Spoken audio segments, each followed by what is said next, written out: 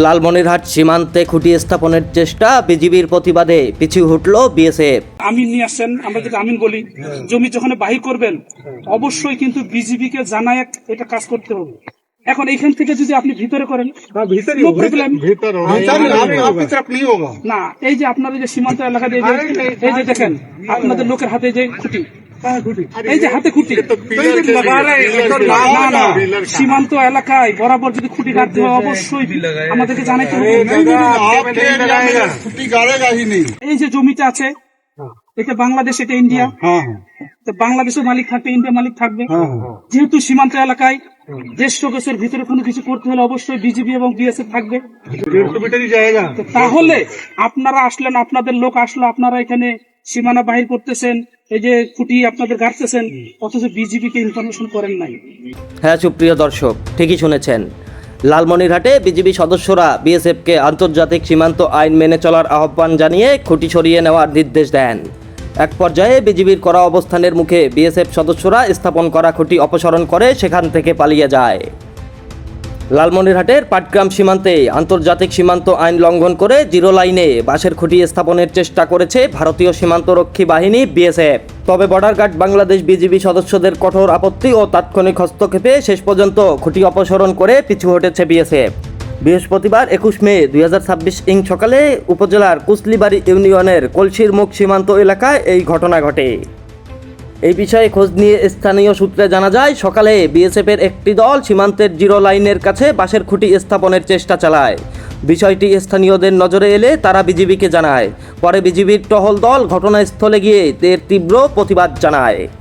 বিজিবির সদস্যরা বিএসএফকে আন্তর্জাতিক সীমান্ত আইন মেনে চলার আহ্বান জানিয়ে খুঁটি সরিয়ে নেওয়ার নির্দেশ দেন। এক পর্যায়ে বিজিবির করা অবস্থানের মুখে বিএসএফ সদস্যরা স্থাপন করা খুঁটি অপসারণ করে সেখান থেকে সরে যান। এই বিষয়ে রংপুর 51 বিজিবির অধিনায়ক লেফটেন্যান্ট কর্নেল নাজিউর রহমান সাংবাদিকদের বলেন, সীমান্তের 150 গজের বাইরে খুঁটি স্থাপনের চেষ্টা হয়েছিল। বিজিবির পক্ষ থেকে প্রতিবাদ জানানো হলে বিএসএফ তা সরিয়ে নেয়। বর্তমানে পরিস্থিতি স্বাভাবিক রয়েছে। আপনার জমিন ওদিকে আপনাদের নক করো, কুছ করো, আমরা কোনো দরকার নেই, আমি এদিকে করবো। আপনার তো যখনই আপনি ফিতা এখানে আসে ধরবেন অবশ্যই বিজিবি ইনফরমেশন করতে হবে। দুই নাম্বার হচ্ছে এই জমিন যখন বাহির করবেন তখন হচ্ছে যে আপনাদের বিএসএফ এর হাতে খুঁটি থাকবে কেন? আপনার জমিন কোনটা? আপনাদেরটা হলো যখন বাহির করবে এই জমির যে মালিক আছে উনি খুঁটি হাতে নেবেন, কিন্তু আপনাদের হাতে খুঁটি কেন? अरे ये ना ना ना वो जो आपने इनका काम है, हमारा काम नहीं है। फेंसिंग का काम हो रहा है, इसका कॉन्फ्रेंस मिल रखा है हमारे आपके तरफ से। ठीक है, सीमांत জানাইতে হবে। 2018 में हमसे हमारा मिल रखा है।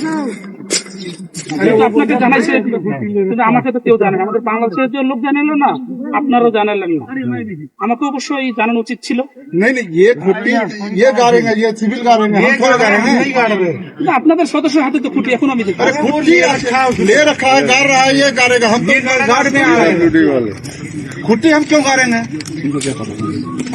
हम खुटी हमारे कोटा है, जमीन किसका है? জমিনের মালিক সে খুঁটি কাটবে।